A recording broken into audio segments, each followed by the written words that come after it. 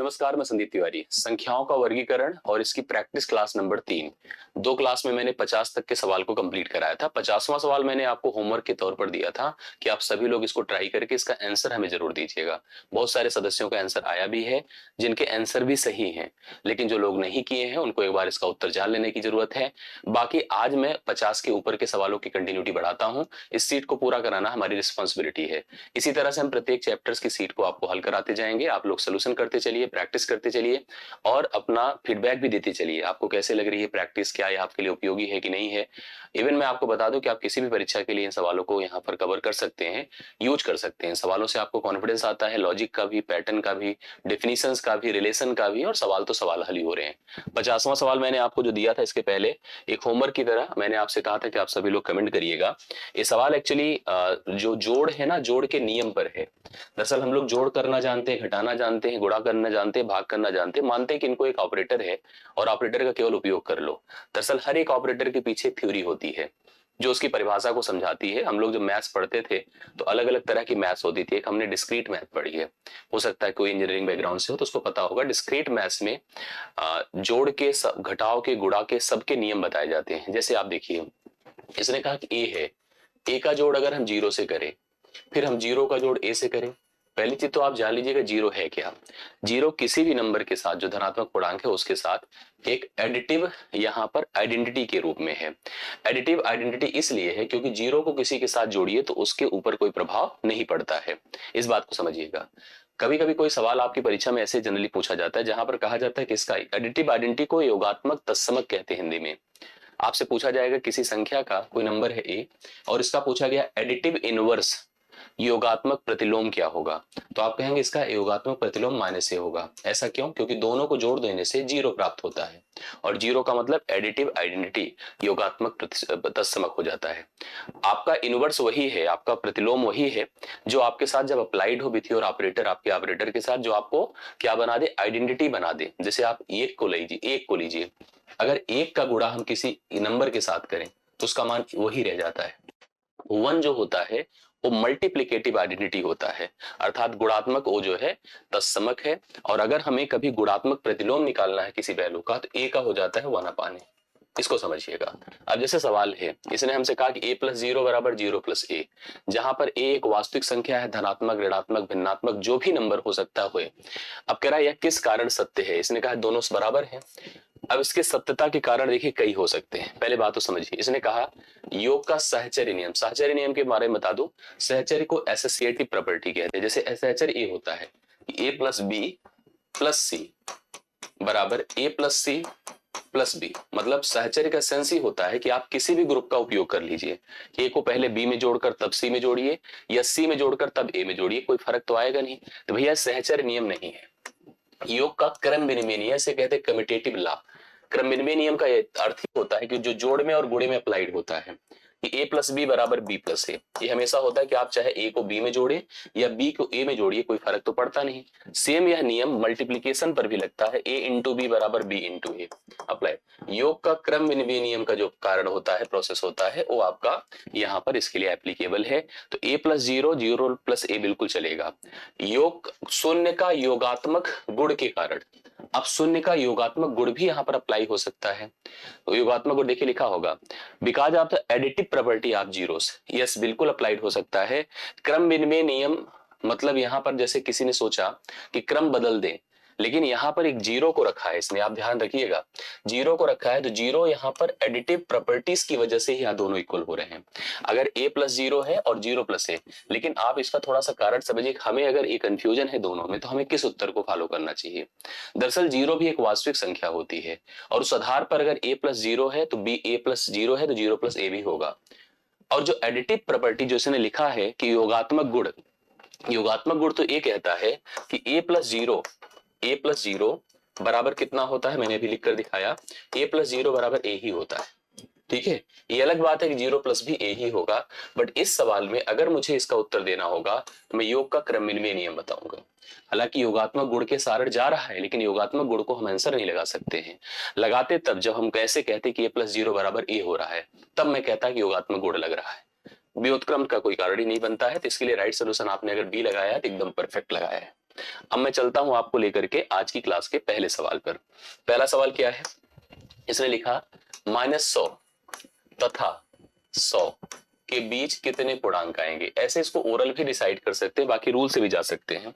जैसे आप एक लाइन समझ लीजिए, ऐसे सिंपल समझिएगा, ये आपका -1 है, ये 0 है और ये 1 है। बोलिए इनके बीच कितने पूर्णांक हैं, कितने बताइए। 0 है, 0 मतलब 1 है, के बीच बोला है। जैसे अगर यहीं पर और थोड़ा बढ़ा दीजिए, -2 है और +2 है। अब बोलिए कितने हो गए, 3 हो गए। कितने हो गए, 3। कितने हो गए, 3। ऐसे और थोड़ा सा बढ़ा दीजिए, चलिए -3 कर दीजिए, +3 कर दीजिए, ये कितने हो गए बताइए। अब इनके बीच कितने हो गए, 4 हो गए। मतलब यहां पर आप ये समझिए कि जब हमने -1 और +1 लिया था तब 1 आया था, जब हमने -2 और +2 लिया तो 3 आया है, जब हमने +3 और -3 लिया है तो कितना आया, 5 आया है ना। देखिए यहाँ पर 3 2 5 आया है। इसको कोई ना कोई लॉजिक से तो हम समझ ही सकते हैं कि कितने लोग यहाँ पर हो रहे हैं। जैसे इस पैटर्न पर अगर हम लोग बढ़ते चले जाएं कि ऐसे हम लोग डिसाइड करें, जैसे आप सोचिए कि यहाँ पर क्या सिचुएशन बन रही है, क्या प्रोसेस बन रहा है जिसके आधार पर हम निर्धारित कर सकते हैं। अब ये भी तो हमसे कह रहा -100 और 100 है भाई, उसके अंतर्गत अगर हमें सोचना है तो कुल कितने नंबर आएंगे पूर्णांक के तौर पर, इसको भी हमें काउंट करना है, तो पूर्णांक ही तो हमें निर्धारित करना है। भाई अब जब हमने कहा था कि हम -1 और +1 है तो एक ही बना था, जब -2 और +2 है तो यहाँ पर आप 3 बनकर देख रहे हैं, जब -3 और +3 है तो आप यहाँ पर कितने देख पा रहे हैं, 5 देख रहे हैं। मतलब 2 2 का इंक्रीज होता जा रहा है। पहले आपका 1 था, ठीक है, 1 था, फिर कितना हो गया बताइए, 3 हो गया, फिर कितना हो गया, 5 हो गया। जैसे जैसे नंबर बढ़ता जा रहा है उसी प्रकार से यहाँ पर ये आपको टर्म भी आगे बढ़ते चले जा रहे हैं, दिखते चले जा रहे हैं। अब इसको हमें उसी तरह से निर्धारित करना है कि यहाँ पर इनके बीच कितने टोटल हो जाएंगे, इनके बीच टोटल कितने हो जाएंगे, इसको हमें जस्टिफाई करना बहुत जरूरी है। समझ रहे हैं। एक और मैं आपको तरीका बता दूं, वो भी बड़ा सिंपल होता है। जैसे समझिए जब आप 1 और 1 ले रहे थे, -1 1 1 कितना होता है, अगर वर्बल जोड़िए 2 2 बटे क्या होता है 1, कितने हो गए 1, 2 2 लीजिए कितना होता है 4। अब 4 में से 1 घटा दे, देखिए घटाने की बात करिए, 4 में से 1, जैसे हमने क्या किया, 1 और 1 लिया 2, 2 में 1 घटाया तो कितना 1। जब हमने 2 और 2 लिया 4, 4 में से 1 घटाया 3, जब हमने 3 और 3 लिया तो कितना होता है 6, 6 में से 1 घटाइए कितना होता है 5। ऐसे अगर हम -4 और -4 ले लें, जैसे आप देखिए -4 और +4 ले लेते हैं, समझ रहे हैं, तो आपका कितना हुआ 4 4 8, और 8 में से हम 1 घटाएं तो कितना आएगा 7। 1 2 3 4 5 6 7, 7 आया ना। सेम वही प्रोसेस यहाँ भी है, दोनों को जोड़ दीजिए कितना आया 200, 200 में से 1 घटा दीजिए कितना आएगा 199। तो यहाँ पर इनके बीच का जो पूर्णांक की काउंटिंग है वो कितनी हो रही 199। तो 199 हम भी ऑप्शन इसके लिए राइट सोल्यूशन लगा सकते हैं। आपको ऐसे जब भी कभी कोई कलेक्शन दिखे, जैसा बता रहा हूँ इस हिसाब से जाइए। बाकी अगर हम केवल जैसे कहते हैं ना कि हम डायरेक्ट अगर सबको धन ही मान ले तो 100 आगे हैं भाई, 0 को अगर 100 ले लीजिए तो 100, 0 से अगर 100 तक सोचिए तो 0 से 100 तक 101 टर्म बने, और 0 से अगर -100 तक ले जाइए तो उधर भी आपके पास उतने टर्म्स बने। अब उसमें से आपको दोनों छोड़ने हैं, दोनों छोड़ने हैं, दोनों छोड़ने के बाद आपका ऑटोमेटिकली कितना हो जाएगा 199। तो इस हिसाब से हम इसको एक कम करके आंसर बता सकते हैं। जब भी कभी ऐसा पूछा जाए तो बी ऑप्शन इसके लिए देखिए, इसके लिए इस फिलहाल राइट सोल्यूशन था।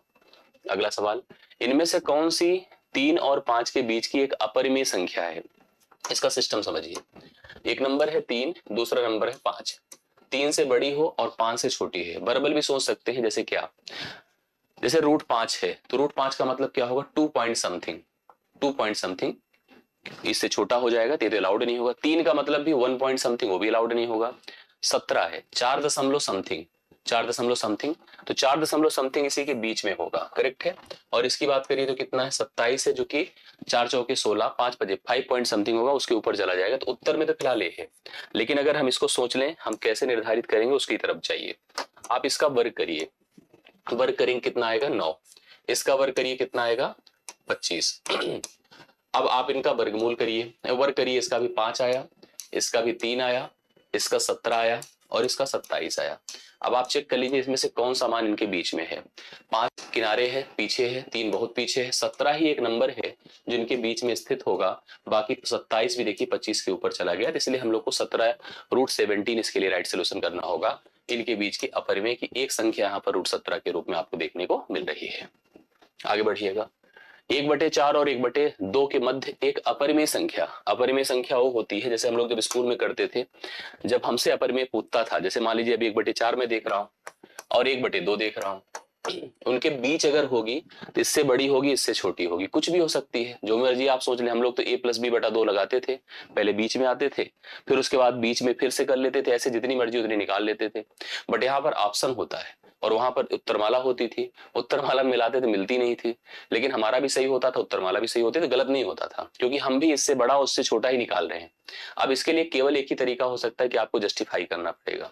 आप अगर रूल पर जाएंगे तो रूल से कोई भी क्लियरिटी बन नहीं पाएगी, समझिएगा। या तो हर समान हो, हर समान की केस में हम जा सकते हैं, और मैक्सिमम लेवल पर हर समान है, बस दो जगहों पर नहीं है। अगर हर समान है तो 2 1 के 2 4 1 के 4, मतलब यहाँ पर बेसिकली 3/8, जैसे अब यहाँ पर हम 2/8 देखेंगे और 4/8 देखेंगे। अब 2/8 और 4/8 के बीच में एक नंबर कोई 3/8 आ रहा हो तो उनके बीच की परिमेय संख्या है, ऐसे जा सकते हैं। लेकिन बाकी हम ऐसे करेंगे, 0.25 हो गया, ठीक है, और 0.5 हो गया, निश्चित तौर पर इससे बड़ा हो इससे छोटा हो। इसकी बात करेंगे तो जब हम आएगा 0.1 समथिंग आएगा, भाग करने पर तो अलाउड नहीं होगा। इसको तो 0.6 देख ही रहे हैं, ये बड़ा ही हो गया, तो इसको भी अलाउ नहीं करेंगे। इसको किया 0.6 2 12 होगा, ये भी अलाउड नहीं होगा, पीछे हो गया। अब बचा ले दे करके यही, तो इसीलिए हमारे लिए राइट सोल्यूशन होगा जो आपका 8 3 24, इसके जस्ट ऊपर हो जाएगा। वैसे भी मैंने आपको बताया कि अगर हर सेम कर दे, जैसे 2 1 के 2 4 2 8, 4 1 के 4, तो मतलब ये 2/8 होता, और 4 2 8, इसको ऐसे किया जाता है, 2/8 है और 4/8 है, उनके बीच 3/8 है, जो ऑप्शन में आपके सामने है। निम्न में कौन सी संख्या अभाज्य संख्या नहीं है? अभाज्य संख्या नहीं है, इसको पहचानना है। तो इसके लिए हमने यहाँ पर जैसे एक तरीका बताया था आपको कि कोई अगर अभाज्य होगा तो 6 के पहाड़े में आने वाली संख्या से या तो एक कम होगा या तो एक ज्यादा होगा। जैसे मान लीजिए हमने लिखा यहाँ पर 313, सुनते चलिएगा, 313 है अगर सपोज करिए, और 313 में अगर हम एक घटा दे 312 आएगा। 3 2 5 1 6, ये देखिए आपका 6 से कट रही संख्या। अगर ये 6 से कट रही तो यह संख्या 6 के पहाड़े में आने वाली संख्या से एक कम है, तो इसका मतलब यह अभाज्य होगी। अब इसकी तरफ कहें तो 436, अगर हम कम कर दे 436 हो जाएगा। अब 436 देखिए 3 से नहीं कटेगा, 6 3 9 9 4 13, लेकिन अगर एक जोड़ देते हैं तो 438 हो जाएगा। 8 3 11 4 15, ये भी देखिए 6 से कट जाएगा, तो इसको भी छोड़ दीजिए, ये भी अभाज्य नहीं, अभाज्य हो जाएगी।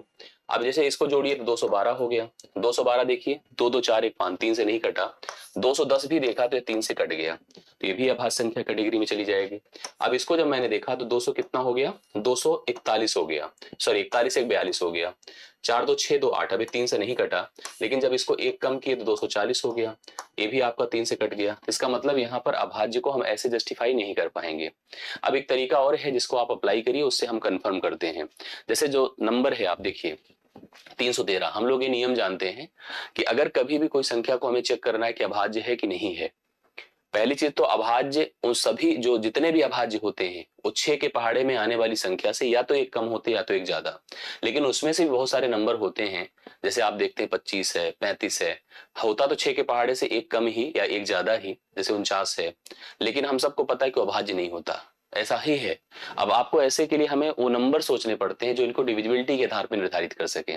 जैसे आप इसको समझिएगा, मान लीजिए हम लोग यहाँ पर क्या कहते हैं, जैसे हम कोई एक नंबर ले लें, जैसे मान लीजिए 313, तो 313 के पहले पूर्ण वर्ग कौन है? पूर्ण वर्ग सोचिए, 17 का 289 होता है, 18 का 324 होता है। 17 के पीछे कोई नंबर क्या इसको काट सकता है? 2 काटेगा नहीं, 3 काटेगा नहीं, 3 3 6 1 7, 4 को सोचिए मत, 5 सोचिए मत, 6 सोचिए मत, 7 के देखिए 7 चौके 28, 28 3 31, 3 नहीं काट पाएगा। चलिए 9 पे 8 पे छोड़ दीजिए, 10 पर 11 बिल्कुल नहीं काट पाएगा, 3 3 6 11 हो गया, 12 13, 13 देख ले, 13 दूना 26, 5 31 13, ये भी नहीं काट पाएगा। 14, अब सोचिए 14 सोचिए मत, 15 सोचिए मत, 16 की बात ही नहीं, 17, 17 1 के 17, 17 से अगर सोचा जाए, हम लोग सोच सकते हैं, देखिए थोड़ा सा, 17 1 के 17 हुआ, 17 में 3 और 3 10 ना 13, कितना हो जाएगा? अगर हम 17 से डिवाइड करते, 17 1 के 17 हुआ, और उसके बाद 17 में अगर हम 14 जोड़ देते हैं तो 31 होता है, 17 14 31 होता है, 143, वो भी नहीं गया। तो फिलहाल ये संख्या आपकी अभाज्य, जबकि हमको चाहिए जो अभाज्य नहीं है, जो अभाज्य नहीं है। इसी प्रकार से अगर हम 437 का सोचें तो इसके पहले अगर आपके पास नंबर की बात करें तो 20 का वर्ग होता है, ये भी उसी प्रकार की डिविजिबिलिटी पर सोचा गया, कुछ ही नंबर से चेक करने की जरूरत है, 17 से चेक किया, 17 दूना 34, 34 में अगर हम लोग 9 जोड़ते हैं तो 17 दूना 34 में 9 जोड़ने पर कितना हो जाएगा, 43 होता है, लेकिन कटेगा नहीं 97 पर। हम 19 से देखते हैं, 19 दूना 38, 19 33 बिल्कुल कट गया। तो ये संख्या जो है आपकी अभाज्य नहीं है, क्योंकि देखिए 19 से कट रहा है, 19 दूना 38, 5 43, 19 3 57, तो 437 है। डिविजिबिलिटी पर कमांड हो, कंट्रोल हो, बाकी जो प्रोसेस हमने बताया उसको भी ध्यान में रखिएगा। तो यह संख्या आपकी क्या हो जाएगी, अभाज्य नहीं है, इसको दिमाग में रखिएगा। बाकी सारे के सारे नंबर आपके अभाज्य हो जाएंगे, ठीक है, बाकी सारे के सारे नंबर अभाज्य हो जाएंगे, इसको सेट कर लीजिए अपने दिमाग में। ठीक, चलिए आगे बढ़ता हूं। निम्न में कौन से अपरिमेय संख्या, कौन सा मतलब अपरिमेय है जिसको पहचानना है बेसिकली हमको। 8100 का वर्गमूल 90 होगा, 0.45 डॉट डॉट डॉट जा रहा है, तो यह आप अगर इसको सोचिए, यह संख्या क्या है, जैसे इसकी बात करिए तो यह नॉन टर्मिनेटिंग है। नॉन टर्मिनेटिंग के साथ रिकरिंग भी है। रिकरिंग क्यों है, क्योंकि इसमें कोई पद अपने आप को रिपीट नहीं कर रहा है। 0.45 अब आगे पता नहीं क्या है, कौन देखा है। जबकि 22/7 P/Q के रूप में एकदम सही है, तो यह तो परिमेय हो गई, यह परिमेय हो गई, यह भी परिमेय हो गई। इसकी बात किया जाए तो 90 हो गया, ठीक है, प्लस यहाँ पर इसकी बात किया जाए तो 1/90 होगा। तो कुल मिला के इसको हल करने पर एक P/Q का ही फॉर्मेट आएगा। केवल और केवल अगर मुझे उत्तर देना होगा तो मैं बी ऑप्शन को दूंगा, क्योंकि मैंने आपको इसी तरह से पढ़ाया होगा क्लास में, याद करिएगा। जो नंबर नॉन टर्मिनेटिंग हो, अनवसानी हो, लेकिन उसके साथ साथ आवर्ती भी अगर हो गई तब तो वह अपरिमेय नहीं होगी, परिमेय होगी। लेकिन अगर वह नॉन टर्मिनेटिंग है और अनवसानी नहीं, रिकरिंग नहीं है, रिपीटिंग नहीं है, या तो ऐसे होता, लिखा होता 0.45 0.45 0.45 45 45 45, तब डॉट डॉट लगाया होता, तब हम समझ जाते कि यह संख्या आपकी रिपीटिंग हो रही है, उसको हम आवर्ती कैटेगरी में रखते और उसको परिमेय बना देते। अभी फिलहाल हम इसको परिमेय नहीं बना पाएंगे, यही नंबर आपका बी ऑप्शन अपरिमेय है। 2 और 3 के बीच अपरिमेय संख्या होगी, कौन सी होगी, अभी ऐसा ही एक सवाल हमने किया था। 2 का वर्ग करिए 4, 3 का वर्ग करिए 9, बाकी के वर्ग कर लीजिए, तो 6 हुआ, 5 हुआ, 7 हुआ और 8 हुआ। अब हमसे क्या बोला है कि 2 और 3 के बीच अपरिमेय संख्या होगी। तो अपरिमेय संख्या फिलहाल तो सारी की सारी अपरिमेय है, तो देख ही रहे हैं आप लोग। तो यहाँ पर तो सब अलाउड है, ए भी हो सकता है, ए भी हो सकता है, ए भी हो सकता है, ए भी हो सकता है, सबकी सब संख्या यहाँ पर अपरिमेय हो सकती है। तो आल में लिख देता हूँ, ठीक है, आल लिख दिया। तो यहाँ पर सारी की सारी संख्या अपरिमेय इनके बीच में हो सकती है, क्योंकि सब अपरिमेय हैं भी, और 2 से बड़ी भी हैं और 3 से छोटी भी हैं। कोई भी 3 से बड़ा नहीं, अगर 3 से बड़ा होता तो वर्गमूल 3 आ जाता, ठीक है। अब देखिए यहाँ पर सवाल स्थानीय और जातीय मान के सवाल होते हैं। जैसे मान लीजिए मेरे पास एक नंबर है 2356987 है, मैं संख्या 5 के स्थानक मान, स्थानक मतलब स्थानीय मान, और अंकित मान मतलब जातीय मान का अंतर। देखिए किसी संख्या का स्थानीय मान अगर निकालना हो, किसी संख्या में किसी अंक का, तो उस अंक तक जाइए। अगर धनात्मक पूर्णांक संख्या है, 5 के बाद जितने भी अंक हैं उन सबको 0 पुट कर दीजिए, ये उसका स्थानीय मान हो गया। और इसका जातीय मान खुद 5 ही होगा, किसी संख्या में किसी अंक का जातीय मान केवल 5 होगा। 10 से 5 5 हुआ, 9 हुआ, 9 हुआ, 9 हुआ, 4 हुआ, ये इसका डिफरेंस होगा। 4,995, 4,995 डी ऑप्शन इसका राइट सोल्यूशन। समझ रहे हैं, 57वें सवाल का राइट सोल्यूशन 4,995 है। 132,468 में 3 के अंकित, अंकित मतलब फेस वैल्यू 3 ही है, और स्थानीय मान का योग बताइए। स्थानीय मान क्या होगा, 3 के बाद 1 2 3 4, बस इसको जोड़ दीजिए, 0 0 0 0, 3 जोड़िए तो सिंपली यहाँ पर 3 आ जाएगा, 0 0 0 3, 30,003 है। 30,003 है, इसके लिए राइट सोल्यूशन बी ऑप्शन है, आप लगा सकते हैं, ठीक है। तो बी ऑप्शन 30,003 इसके लिए करेक्ट आंसर होगा, जो आप लोग लिख सकते हैं, पॉइंट कर सकते हैं। अगले सवाल पर आइए। 6 है, 6 है, 7 है, 3 है, 8 है, 3 है, 9 है, 5 है, 4 है, में 8 का स्थानीय मान क्या होगा। 8 यहाँ पर है, 8 के बाद जितने अंक हैं 1 2 3 4 पुट कर दीजिए, 80,000 हो जाएगा स्थानीय मान। वर्बल है, चीजें आप लोग कर सकते हैं। इसमें 5 का जाति मान अब हम नहीं बताएंगे, सिंपली जाति मान तो वह नंबर में उस अंक का वही होता है, जीवन भर कभी कोई चेंज नहीं होगा, छोड़ दीजिए। 3 का स्थानीय मान, जाति मान मुझे नहीं करना है, आप लोग ट्राई कर लीजिएगा। 6 और 4 के स्थानीय मान का योग मुझे नहीं करना है, ट्राई कर लीजिएगा। अब इसको मैं बता देता हूं, जैसे यहाँ पर 0.06537 है, मैं 5 का स्थानीय मान आपसे पूछा है, तो 5 यहाँ पर है, ठीक है। 5 के पहले 1 2, ये आपका स्थानीय मान हो जाएगा। 0.005, अच्छा इसको लिखा कैसे जाएगा, 5 लिख दीजिए और 1 के बाद 3 जीरो लगा दीजिए, ये हो जाएगा स्थानीय मान इसका। जैसे अगर 0.5 लिखा होता तो 5 लिखते और 1 के बाद 1 जीरो लगाते। 0.05 लिखा होता 5 लिखते, 5 के बाद 2 जीरो लगाते। उसी प्रकार से 0.0005 है तो 5 के बाद 3 जीरो लगाइएगा। C option. कभी कभी लोग बहुत अच्छा उनके पास नॉलेज होता है फिर भी ऐसी वर्डिंग से कंफ्यूज हो जाते हैं, ठीक है। इसलिए आंसर आपका 5/1000 राइट सोल्यूशन होगा। अब जैसे ये सवाल है 21.37, दो के स्थानीय और अंकित मान के बीच का अंतर। अब दो तो साफ साफ दिख रहा है, इसके बाद स्थानीय मान अगर सोचो तो 20 होगा और अंकित मान हमेशा वही होता है, कहीं रहता है, तो 18 हो जाएगा इनका अंतर। अगर हम सोचे तो अंतर इनका कितना हो जाएगा 18। बी ऑप्शन इसके लिए राइट सोल्यूशन होगा, ठीक है। आगे बढ़ता हूं। अब इसमें दो का स्थानीय मान क्या होगा, यहाँ पर है दो लिखिए, 1 0 1 0, ये देखिए आंसर आ गया 0.002 बी ऑप्शन है आपके लिए राइट सोल्यूशन। स्थानीय मान बेसिकली इसका इतना हो गया। अभी थोड़ा सा होता है जैसे 7/8 है। अब यहाँ पर अगर आपसे कभी स्थानीय मान से पूछ लेता है, खास करके रेलवे के एग्जाम से बहुत आ जाता है ऐसा, 7/8 है तो 7 को अगर हम 8 से, अब यहाँ पर कैसे कर पाए भिन्न है, तो हमको सबसे पहले 7 को 8 से भाग करना होगा। 8 से भाग करिएगा, डेसिमल आया 0, 8 8 64 होता है, 64 हुआ, 7 0 फिर से आया 64, 7 64 6 70 होता है यार, ठीक है, 6 हुआ, 6 0, 1 0 बढ़ जाएगा, 8 7 56, ठीक है, 4 0 8 5 40। जो आपका नंबर था 7/8 बिकम 0.875, करेक्ट है 0.875। तो यहाँ पर आप देख लो, यहाँ पर देख लिए हमसे 7 का स्थानीय मान पूछ रहा, 7 लिखा 1 0, ए लगा दिया, जैसे पीछे भी डेसिमल का करके आए, तो डी ऑप्शन इसका राइट सोल्यूशन होगा। डी ऑप्शन 0.07 इसका राइट सोल्यूशन होगा। जब भी कभी भिन्न का इस तरह से पूछ ले तो भिन्न को उसके टर्मिनेटिंग नेचर में डेसिमल में कन्वर्ट कर दीजिए, जो जहां पे है जैसे हम लोग स्थानीय मान निकालते हैं उसी प्रकार से निकाल देंगे। अब इसमें 9 के स्थानीय मानों का अंतर पूछ रहा है, एक 9 तो यहाँ पर है, ठीक है, और एक यहाँ पर है, करेक्ट। अब इसकी बात किया जाए 1 2 3 4 है इसकी वैल्यू, और इसकी वैल्यू कितना है 0 0 0 और 9 है। दोनों का डिफरेंस पूछ रहा है, ऐसे हम थोड़ा सा बना देते हैं, प्लॉटिंग कर देते हैं, बाकी आप समझ गए होंगे कैसे करना है। ये देखिए डिफरेंस 10 से 9 1 होता है, 9 हुआ 9 हुआ 9 हुआ 9 हुआ 9 हुआ 9 हुआ 8 हुआ, 8 के बाद 999 फिर 999, 8 के बाद 999 फिर 999 फिर तब होना आएगा।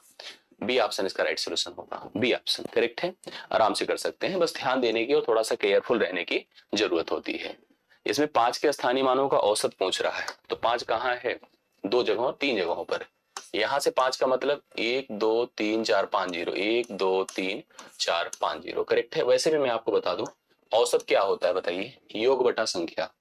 तो अगर हम आपसे इसमें कह दें कि इसके सभी 5 के स्थानीय मानों का योग बताइए, तो पहले जब कभी ऐसे सवाल आए ना, जैसे आप पूरा अलग अलग करने की जरूरत नहीं है, देखिए अलग अलग लिखने की नीड नहीं है। आपको क्या करना चाहिए, अगर मुझे प्रत्येक के, भाई औसत का मतलब होता है योग बटा संख्या, प्रत्येक स्थानीय मानों को जोड़ करके जितनी संख्या उससे भाग कर दीजिए, अपने आप आ जाएगा। तो यहाँ पर जैसे 5 है, मुझे योग करना है पहले, बाकी इसको 0 करिए, इसको 0 करिए, इसको 5 लीजिए, इसको 0 करिए, इसको 5 लीजिए, ये हो गया योग। बाकी सबको छोड़कर केवल 5 लिख लीजिए, यही उनके 5 के प्रत्येक स्थानीय मानों का जोड़ हो गया।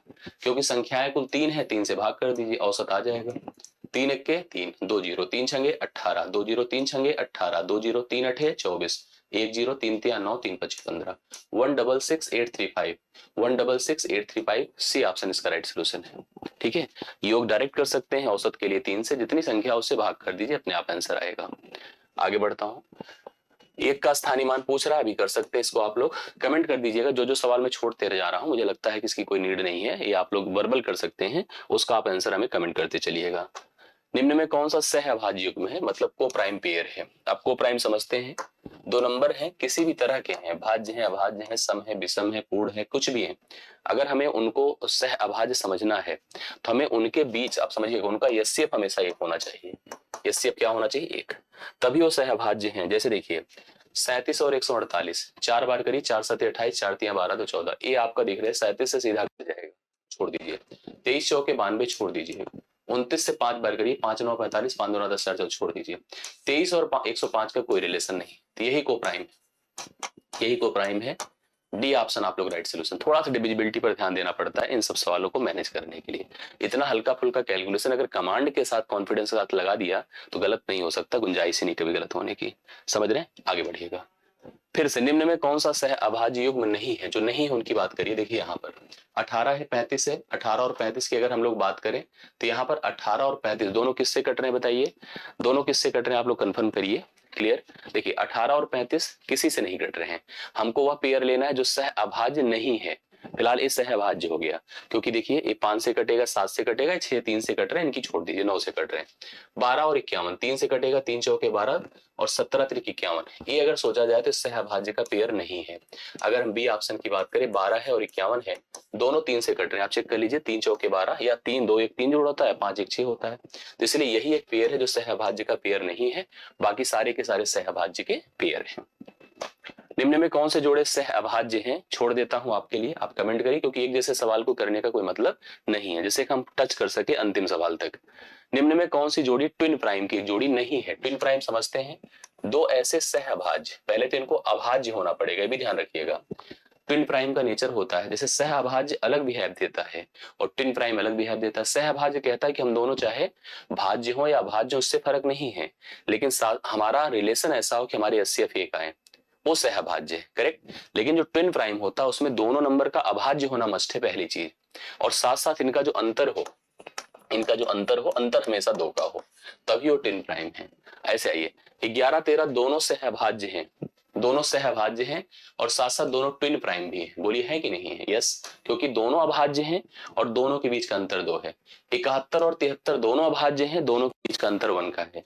131 है, 133 है। अब देखिए 131 और 133 अगर इसकी बात किया जाए तो यहाँ पर एक किसी से कट, भाई यहाँ पर भी देखा जाए तो दोनों 3 3 6, अब यहाँ पर अगर इसको काट कर सोचिए क्या किसी से कट रहा है 133। लेकिन अगर हम थोड़ा सा और आगे बढ़े, 9 1 10 1 11 है, 9 3 12, अब यहाँ पर थोड़ा सा हमको क्लियरिटी रखनी पड़ेगी, जैसे कोई ऐसा तो नहीं जो नंबर आपका कटने की स्थिति में है, मतलब हमको थोड़ा सा क्लियरिटी बनानी पड़ती है। जैसे इसको लेकर देखा मैंने, इन दोनों में से किसी एक को चेक कर लीजिए, कंफर्म हो जाएगा। जो 100, भाई सब में देखिए कंफ्यूज तो किया ही है, डिफरेंस आपको सबका 2 2 देख रहा है। जो नंबर छोटे हैं उन पर तो टेंशन नहीं होती है, जो थोड़ा सा बड़े हो जाते हैं उनमें कंफ्यूजन होती है। भाई कंफ्यूजन इस बात का होता है कि पता नहीं कौन आगे काट दे अभी। आप सब इसको समझ रहे। 17 से अगर हम इसको इसके क्या कहते हैं, इसको अगर हम 133 को सोचे तो 133 क्या किसी से कट रहा है, 19 सत्ते 7 9 63 होता है, 7 1 के 7 6 13, 19 से कट रहा है। अभी कट गया 19 से, तो पहली चीज देखिए अंतर भले है लेकिन यह अभाज्य नहीं है, इसलिए अगर इसको सोचा जाए तो यह ट्विन प्राइम का पेयर नहीं है। It's not a pair of को प्राइम ट्विन प्राइम, तो इसलिए आप इसको दिमाग से निकाल दीजिए। सी ऑप्शन यहाँ पर ऐसा हो जाएगा जो ट्विन प्राइम का पेयर नहीं है, तो सी ऑप्शन को हम इस सवाल का राइट सोल्यूशन मान लेंगे, करेक्ट आंसर मान लेंगे। कौन सी निम्न में कौन संयुक्त संख्या नहीं है, संयुक्त संख्या सी नहीं है, ऐसे पूछा है। अब संयुक्त का मतलब क्या होता है, कंपोजाइट नंबर। कंपोजाइट का मतलब है भाज्य संख्या, कंपोजाइट का मतलब क्या होता है, भाज्य संख्या। करेक्ट है। तो चलिए भाज्य की बात अगर हम लोग करते हैं, भाज्य मतलब जिसके कम से कम 3 गुणनखंड है वही भाज्य होता है। जैसे आइए यहाँ पर चेक करिए, जैसे 209 है, 9 2 11। अब इसको कटने की बात करिए, जैसे यहाँ पर देखिए 3 2 5, ऐसे नंबर देगा ना, कंफ्यूज करता है। इतना आसान नहीं होता चीजें कि हम तुरंत जस्टिफाई कर दें। अब जैसे 161 को देख करके आपको समझ में आ रहा होगा 161 को कि 19 नवा क्या होता है, 161 161 नहीं होता है, 19 नवा 171 होता है ना, 171 और उसके बाद 19 दाम में 190 होता है। अब ऐसे ही कंफ्यूजन देता है कि आपको नंबर, अरे ऐसे नंबर दिख रहे हैं किसी से कट नहीं रहे हैं, 3 के पहाड़े में नहीं जा रहे हैं। हम लोग क्या करें, मैं आपको सही तरीका बताऊं। हम लोग एक काम कर लेते हैं, जैसे सब नंबर देखिए लगभग 200 के आसपास के हैं, आपको जो भाज्यता चेक करनी है ना, जैसे 200 के आसपास है तो 200 मतलब 14 का वर्ग 196 होता है, सही है। तो 14 के नीचे के नंबर से चेक करिए, बाकी किसी चेक करने की जरूरत नहीं है। 14 के नीचे भी बहुत टेंशन नहीं है, जैसे कैसे, मान लीजिए मैं इसको 14 से चेक नहीं करूंगा क्योंकि कोई 14 से कटेगा तो वो 2 से जरूर कटेगा। 13 से जरूर मैं चेक कर लूंगा, 13 से अगर चेक करके आप देखिए 13 के 13 होता है, 13 के 13 होता है, 13 7 होता है, तो 79 तो 13 से जाएगा नहीं। 12 से चेक नहीं करूंगा। 11 से अगर आपको करना है तो 11 के 11, 11 9 कितना होता है आप सोचिए, 11 9 20 होता है, 11 9 99। अगर मैं इसकी बात करूं तो 11 से कट जाएगा, बोलिए क्यों, 11 के 11, 11 9 20, 11 9 99। और ऐसे भी सोचिए 9 2 कितना होता है 11, और अगर हम 11 की डिविजिबिलिटी चेक भी किए होते तो 11 तो ऐसे भी कट रहा था, तो यह 11 से कट रहा है। इसमें यही पूछा निम्न में कौन सी संयुक्त संख्या सी नहीं है, तो फिलहाल तो ये कम प्राइम है ना, ये आपका अभाज्य हो गया क्योंकि यह 11 से कट रहा है। आगे इसकी तरफ चले, 203 11 से कटा नहीं, नहीं कट रहा है, कैसे सोचिए भाई। हम 14 से चेक नहीं करेंगे, 13 से इसको करना हो तो एक बार चाहे तो चेक कर लीजिए। 13 के 13 होता है, 7 20 होता है ना, 7 20 होता है, 73 13 से कटता नहीं, छोड़ दीजिए। हम कोई और मेथड लगा भी नहीं रहे, आप समझिए। लगाने को पेयर हम लगा सकते हैं अभी, 12 से चेक नहीं करूंगी, 11 से चेक जरूर करिए, लेकिन कोई फायदा नहीं है, क्योंकि जब 209 कटा तो इसके तो कोई गुंजाइश नहीं है। 10 से कोई मतलब नहीं है। 9 से करना है, 9 से तभी कटता है जब अंकों का जोड़ 9 से कटता है, ठीक है। 9 से तभी कटता है जब अंकों का जोड़ 9 से कटता है। 8 से सोचिए मत, 7 से जरूर सोच लीजिए, 7 दूना 14, 7 9 63, बिल्कुल। यह 7 से कट गया तो यह आपकी भाज्य संख्या है। अब इसी तरह से इसको सोचिए, इसको सोचना है ना तो आप बल्कि मतलब 15 का 225 200 सॉरी 15 मत सोचिए, 12 ब्रह्म में 144, 13 से ही सोचिए, कोई मतलब नहीं है, उसी तरह सोचिए जैसे भी सोच रहे थे, ठीक है। 13 12 से सोचिए मत, 11 से सोचा मैंने लेकिन 11 कोई फायदा है नहीं, आप देख पा रहे हैं 11 के टेबल में वैसे भी नहीं आ रहा है, 11 के 11 छोड़ दीजिए। 10 से सोचिए मत, 9 से सोचिए मत, क्यों नहीं से आप समझ रहे हैं।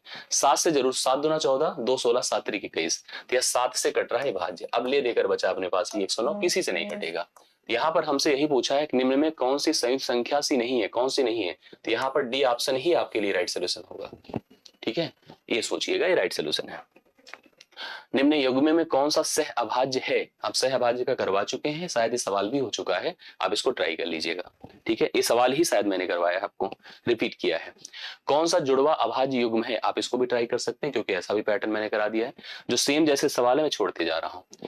एक दूसरे के सापेक्षित अभाज्य युग्म है, रिलेटिव प्राइम ही को प्राइम होता है, अलग नहीं चीज होती है। तो आपको सह अभाज्य तो चेक करना आता ही है, सह अभाज्य है तो आपको सह अभाज्य, अच्छा जितने सवाल अगर आप सीरियसली पढ़ रहे हैं तो मैं आपको सबको कहूंगा जितने सवाल मैं छोड़ रहा हूं उन सब का उत्तर मुझे चाहिए। सभी लोग आप सवालों का उत्तर दीजिएगा, देखता हूं कितने लोगों का सही हो पाता है। कौन सा सह अभाज्य का युग्म है, जिससे क्लियर हो जाए। कौन सी अभाज्य संख्या है, ये भी आपको चेक करने की जिम्मेदारी है, ठीक है। अभाज्य संख्या कौन सी है, इसके लिए भी आप लोग अगर जैसे देखिए 6 के पहाड़े में आने वाली संख्या से एक कम एक ज्यादा डिविजिबिलिटी के आधार पर, तो ये निर्धारित करना आपका काम है। आप लोग जिन सवालों को हम छोड़ रहे हैं उनका उत्तर हमें जरूर कमेंट करके बताइए, ठीक। कौन सी अभाज्य संख्या नहीं है, फिर उसी तरह का सवाल है, मतलब अभाज्य भाज्य को पहचानने का ही सवाल है। अगले सवाल को आप देख रहे हैं जिसमें मैसन ने प्राइम नंबर पूछा है, जिसको आप लोग सिंपली मैसन अंग्रेजी में भी कहते हैं, हिंदी में भी ऐसे ही लिखा होता है, दोनों का सेंस एक ही जैसा। आपने बहुत प्राइम पढ़ा होगा, को प्राइम पढ़ा होगा, ट्विन प्राइम पढ़ा होगा, लेकिन मैसन नहीं पढ़ा होगा। अब एक डिफरेंट ही शब्द है और डिफरेंट ही उपयोग है। मैं आपको बता दूं किस नंबर को आप मैसन प्राइम कहते हैं। जो मैसन अभाज्य होगा वो हमेशा 2 की पावर p -1 के रूप में होगा। अब जहां पर याद रखना कि 2 की पावर p अर्थात 2 की कोई पावर हो और p भी एक प्राइम नंबर हो, ये भी मत सोचिए कुछ और हो, ये क्या हो, एक प्राइम नंबर हो। अगर यह एक प्राइम नंबर हो उससे घट कर हो, जैसे 2 की पावर 2 हो सकता है, 2 की पावर 3 हो सकता है, 2 की पावर 5 हो सकता है, 2 की पावर 7 हो सकता है, 6 नहीं हो सकता है, 2 की पावर 9 हो सकता है, उसमें से एक कम के रूप में जो है वही मैसन प्राइम है। अभी जो नंबर है अगर सोचिए तो 2 की पावर, जैसे आप सबको पता है कि 7 पर 128 होता है, 7 पर 128 होता है, 128 के ही आसपास हैं, समझ रहे ना। तो मैं समझ गया कि अगर हम 2 की पावर p की जगह पर 7 कर दें, -1 कर दे, तो 128 से एक कम कितना है, 127। तो इसमें एक ही नंबर है जो मैसन प्राइम है। मतलब ऐसे जैसे मैं आपसे कह दूं कि 2 की पावर 3 -1, तो 8 -1 7 एक मैसन प्राइम होगा। 2 की पावर मैं कह दूं 5 -1 अर्थात 32 में से एक निकला, 31 मैसन प्राइम होगा। लेकिन कोई कह दे 2 की पावर 6 -1 64 में से एक निकलेगा, 63, तो मैसन प्राइम है, तो प्राइम ही नहीं फिलहाल। तो मैसन प्राइम वही है जो 2 की पावर p हमने n नहीं लिखा है, p लिखा है, p लिखा, p का मतलब एक प्राइम नंबर -1 के रूप में, उसी को हम मैसन प्राइम कहते हैं। तो 127 इस सवाल के लिए राइट सोल्यूशन होगा, जो मैसन प्राइम होगा इस सवाल का करेक्ट आंसर होगा। आगे बढ़ता हूं, कौन सी भाज्य संख्या है आपको चेक कर लेना है, आप खुद से डिसाइड करके बताइए इसको। -3 से कम लेकिन -8 से अधिक पूर्णांकों की संख्या कितनी है, ये तो मैंने आपको बताया था। आप लोग को -3 से कम जाना है और -8 से अधिक रहना है, इसको समझिएगा। ये आपका -3 है, -4 है, ठीक है, -5 है, -6 है, -7 है, -8 है। हमें इसके ऊपर आना है, इसके बिलो। तो यहाँ पर नंबर 1 है, 2 है, 3 है, 4 है, कुल मिला के 4 है। तो हम ओरल बता सकते हैं 4 है टोटल, करेक्ट है, 4 नंबर है। निम्न में कौन सा सही है, मैंने आपको इस तरह के सवालों पर डिस्कशन करके दिया, लेकिन फिर देख लीजिए। भाज्य संख्या के केवल 2 गुणनखंड होते हैं, बिल्कुल सत्य बात है। अभाज्य संख्या केवल विषम संख्या होती है, गलत है, क्योंकि अभाज्य संख्या की शुरुआत 2 से होती है। एक अंक की केवल 4 भाज्य संख्याएं होती हैं। भाज्य की बात, अरे 4 अभाज्य होती हैं, भाज्य नहीं होती हैं। भाज्य तो अब ऐसे सोचिए, एक अंक की कितनी भाज्य होंगी बताइए। अभाज्य तो सबको पता है कि 2 3 5 7 होगा। भाज्य कितना होगा, 4 होगा, 6 होगा, 8 होगा, 9 होगा। ठीक है, 4 होगा, 6 होगा, 8 होगा, 9 होगा। क्या और कुछ छूटा? अगर इसने लिखा एक अंक की केवल 4 भाज्य संख्याएं होती हैं, तो मेरे ख्याल से भी सही बोल रहा है, क्योंकि अगर हम एक अंक के नंबर्स बोलें, 1 है, 2 है, 3 है, 4 है, 5 है, 6 है, 7 है, 8 है और 9 है। अब इसमें अगर हम एक को कह दे तो एक तो बिल्कुल कुछ है ही नहीं, इसको छोड़ दीजिए। 2 है, 3 है, 5 है, 7 है, ये लोग प्राइम है, ये लोग प्राइम है। ठीक है, अब आता है 4 है, 6 है, 8 है और 9 है, यही तो कंपोजाइट है। ये भी सही बोल रहा है, गलत नहीं बोल रहा है। समझ रहे हैं? हाँ, मैंने यहाँ पर डिस्कशन में ये गलत बोला था, समझ रहे हैं? भाज्य संख्या नहीं है, गलती से देखिए जो प्रोनाउंसिएशन हुआ भाज्य और हमने उसको सेंस किया अभाज्य। तो अभाज्य के केवल 2 गुणनखंड होते हैं, भाज्य के नहीं। भाज्य के कम से कम 3 गुणनखंड होते हैं, कम से कम 3 गुणनखंड होते हैं। करेक्ट है, 3 गुणनखंड है। इसलिए इसको आप लोग यहाँ पर गलत काटिए, ये भी गलत था, केवल यही अभी तक सही हो रहा है। ठीक, 2 अंक की कुल 25 अभाज्य संख्याएं होती है। मैंने इस पर बात, 2 अंक का मतलब 1 से लेकर 100 तक कुल 25 होती है, ये भी सही है। ये आपका क्या है बताइए, 2 अंक की केवल अगर हम बात करें तो 1 से लेकर 100 तक कुल 25 होती हैं। 2 अंक की अगर बात करेंगे तो केवल 21 होंगी। क्यों? क्योंकि 2 3 5 7 निकल जाएगा। तो ये भी इसने गलत ही बोला है। तो इसके लिए सी ऑप्शन को हमें राइट सोल्यूशन लगाना होगा। सी ऑप्शन इस सवाल का करेक्ट आंसर हो जाएगा। ठीक, आगे बढ़िएगा। कौन सी एक संपूर्ण संख्या, परफेक्ट नंबर कौन होता है समझिए। जो नंबर, जैसे हमने कहा, आप समझिएगा मेरी बात को, जैसे एक नंबर है 28, और भी नंबर हम सोच सकते हैं। जैसे मान लीजिए मैंने 6 लिखा, 6 के फैक्टर बनाइए, 1 बना 6, 2 बना 3 बना। 6 को अगर छोड़ दें तो बाकी जो इसके गुणनखंड है उनको जोड़िए, जोड़ने पर किसके बराबर हो गया, 6 के। समझ रहे हैं, उसके बराबर हो गया। इसी प्रकार से अगर हम लोग कोई और नंबर ले लें, मान लीजिए 28 लिए, 28 की तरफ चले, 1 से 28 बार, 2 से 14 बार, ठीक है, 4 से 7 बार हो गया। इनको सबको जोड़ दीजिए, इनको सबको जोड़ दीजिए, 14 7 21, 21 4 25, 25 2 27, 1 28। ये नंबर जो होते हैं परफेक्ट नंबर कहलाते हैं, पूर्ण नंबर कहलाते हैं। इसी प्रकार से अगर जैसे और गुणनखंडों की बात करें, जिसमें हम लोग मान लीजिए यहाँ पर 484 देख रहे हैं, 512 देख रहे हैं, 496 देख रहे हैं, 599 देख रहे हैं। अब इसमें से कौन सा नंबर आपका परफेक्ट नंबर है? भाई एक तरीका तो एक फैक्टराइज करिए, दूसरा तरीका है कि हम गुणनखंडों का योग करें, उसमें भी फैक्टराइजेशन की जरूरत पड़ेगी। इसके लिए सबसे बेहतर तरीका है कि आपको याद रहे, और बहुत लिमिटेड नंबर होते हैं जो कि परफेक्ट नंबर होते हैं। देखिए बहुत लिमिटेड नंबर है जो परफेक्ट नंबर है, जिसमें एक सबसे पहले मैंने 6 लिखा, एक 28 है, एक 496 है, आप इसको भी ट्राई कर सकते हैं, एक 8100 कितना होता है, 28 होता है। जैसे एक और नंबर मैं आपको बता दूं जो कि 8128 होता है। तो इस तरह से बहुत ही लिमिटेड नंबर है जो कि परफेक्ट नंबर होते हैं, बहुत कम होते हैं। अब इस ऑप्शन में अगर आप देखिए 496 है, तो 496 है, बाकी और कोई तो है नहीं, तो ये लिमिटेड ही तो हुआ ना।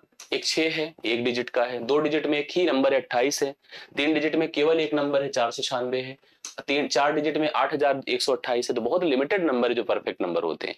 इसलिए इसको मेथड से मत जाइए, हाँ जानते रहिए परफेक्ट कहते किसको हैं, लेकिन ये समझिए कि हमें याद रहे तो ज्यादा बेहतर है। क्योंकि करने को हम अभी सभी नंबर के गुणनखंड करें, उनको जोड़ें, जोड़ करके उस नंबर के बराबर सोचे तो बहुत अजीब सा हो जाएगा, और प्रोसेस ही बहुत लॉन्ग हो जाएगा। कौन सी वास्तविक संख्या है, कौन सी वास्तविक संख्या बताइए। √2 है वास्तविक, बिल्कुल है। पाई है, पाई 22/7 होता है, क्या होता है बताइए, 4.33। ये भी तो सभी तो हैं इसमें वास्तविक। मतलब अगर हम नंबर की बात करें तो यहाँ पर सबकी सब तो वास्तविक हैं।